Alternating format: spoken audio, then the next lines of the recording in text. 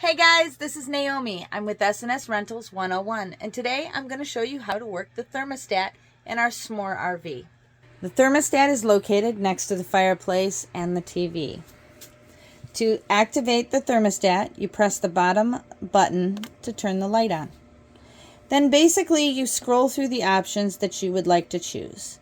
You have just a fan, you have air conditioning, you also have heat.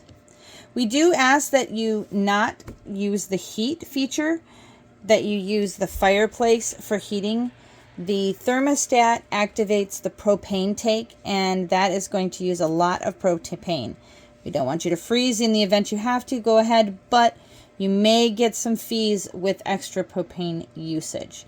Otherwise, the fireplace does work wonderfully with heating up the RV. So again, the bottom line gives you your adjustment, your options, and then your arrows adjust your temperature up or down.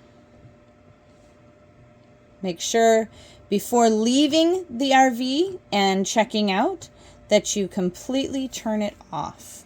Thank you.